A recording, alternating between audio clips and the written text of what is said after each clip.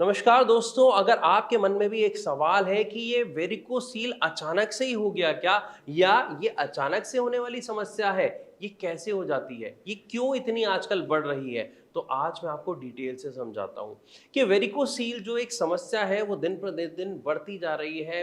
पुरुषों में, मेल में ये प्रॉब्लम बहुत ज़्यादा देखने को मिलती है, जिसकी वजह से मेल इनफर्टिलिटी यानी पुरुष बांझपन, बच्चा ना हो पाने की समस्या का सामना एक पुरुष को करना पड़ता है। लेकिन इसके पीछे के कारण क्या है, असल में ये क्यों होता है? तो इसके होने का सबसे बड़ा जो कारण देखा जाता है वो होता है आपका इनडाइजेशन।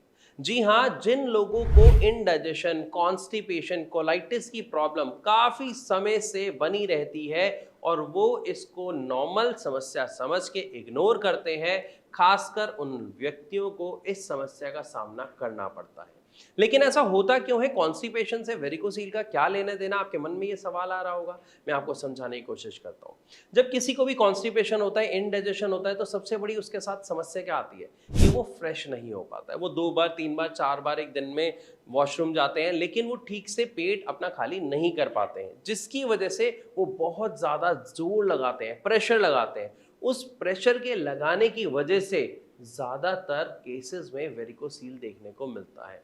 इसके साथ साथ एक और मुख्य कारण है, जब आपकी वेन्स के जो वॉल होते हैं, यानी हमारे जो टेस्टिकल्स हैं, हमारे जो अंडकोश है, वहां से जो हमारी वेन्स ऊपर की तरफ आ रही है हार्ट की तरफ, जिनसे हमारा जो खून है, जो ब्लड है, वापस हार्ट की तरफ जाता है, उनमें वॉल्स लगे होते हैं। अब उन वॉल्स का क्या काम है, मैं आपको समझाने की कोशिश करता हूँ।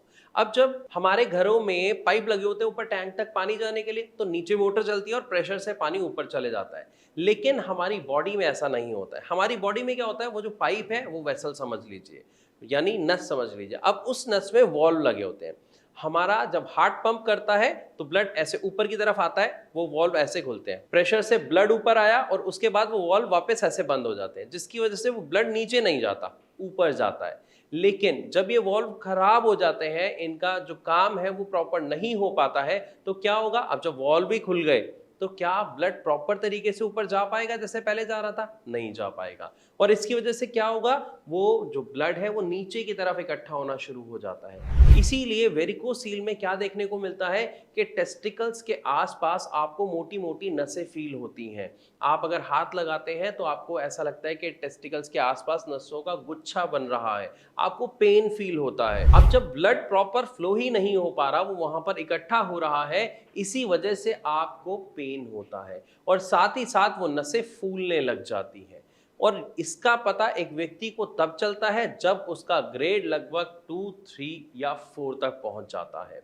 तो सबसे बड़ा कारण हमने समझ लिया कि एक क्या है, कॉन्स्टिपेशन, इंडाइजेशन, कोलाइटिस। दूसरी चीज के ऊपर आते हैं। कई बार हमें क्या देखने को मिलता है कि लोग फिटनेस फ्रीक होते हैं, वो एक्सरसाइज कर रहे हैं, वो रनिंग कर रहे हैं, वो वेट उठाते हैं, लेकिन जब ऐसा करते वक्त वो सपोर्टर या लंगोट का प्रयोग नहीं करते हैं, तो उसकी वजह से क्या होता है कि हमारे जब बॉडी में हम वर्कआउट कर रहे होते हैं तो जोर पड़ता है टेस्टिकल्स पे, जब हम प्रेशर लगाते हैं किसी भी चीज में, जब हम वेट उठाते हैं, उसकी वजह से वेरिकोसील का खतरा बढ़ जाता है। इसी के साथ साथ एक और मुख्य कारण देखने को मिलता है कि कभी बचपन में खेलते वक्त अगर आपके टेस्टिकल्स में या आपके पेनिस वाले एरिया में, यानी आपके पेल्विक एरिया में, अगर आपको कोई चोट लग गई, कोई बॉल लग गई या किसी ने मार दिया, तो उसकी वजह से भी वेरिकोसील एक व्यक्ति के अंदर देखने को मिलता है। तो मुख्यतः हम ये देखते हैं कि ये 3 ऐसे कारण हैं जिसमें एक व्यक्ति को वेरिकोसील होने का खतरा काफी ज्यादा बढ़ जाता है। लेकिन अब यहां पर एक बात और, अगर आपको पता लग गया है आपको ये समस्या है, क्या? कॉन्स्टिपेशन की, इनडाइजेशन की, कोलाइटिस की, या फिर बिना प्रिकॉशन लिए एक्सरसाइज करने की, हैवी वेट उठाने की, तो आज से ही इनके लिए प्रिकॉशंस ले। यानी आप सबसे पहले अपनी डाइट में सुधार करें, थोड़ी सी एक्सरसाइज करें ताकि आपका डाइजेशन प्रॉपर हो पाए। इसको आप लीनियंटली बिल्कुल ना लें।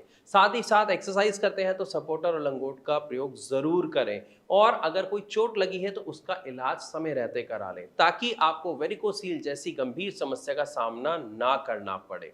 लेकिन इसी के साथ मैं आपको एक बात और बताना चाहता हूं, अगर किसी को वेरिकोसील हो गया है तो भी परेशान होने की जरूरत नहीं है। बिना किसी सर्जरी के जड़ से वेरिकोसील को खत्म किया जा सकता है। भारत होम्योपैथी के बहुत सारे ऐसे पेशेंट्स हैं जिनकी रिपोर्ट्स मैंने अपने कई वीडियो में शेयर किया, आप मेरे चैनल पर विजिट कर सकते हैं, जिसमें हमने दिखाया है कि जब वो आए थे ग्रेड 3 ग्रेड 4 के साथ और कुछ ही महीनों में उन्होंने अपना वेरिकोसील जड़ से खत्म कर दिया और आज वो अच्छी और हेल्दी लाइफ जी रहे हैं। तो मैं आशा करता हूं यहां तक आपको सारी बातें क्लियर हो गई कि वेरिकोसील किन कारणों से होता है, ये अचानक नहीं होता है और अगर हो भी जाता है तो इसका इलाज बिना सर्जरी के मुमकिन है। फिर भी अगर आपके मन में कोई सवाल हो तो आप अपना सवाल हम तक कमेंट के द्वारा पहुंचा सकते हैं या फिर नीचे दिए गए नंबर पे अभी के अभी आप भारत होम्योपैथी के डॉक्टर्स को फ्री ऑफ कॉस्ट कॉल करके सभी समस्याओं के समाधान के बारे में जान सकते हैं। मैं आशा करता हूं ये वीडियो आपको पसंद आई होगी। अगर हाँ तो इसे लाइक जरूर करें, इसे ज्यादा से ज्यादा शेयर करना बिल्कुल ना भूलें।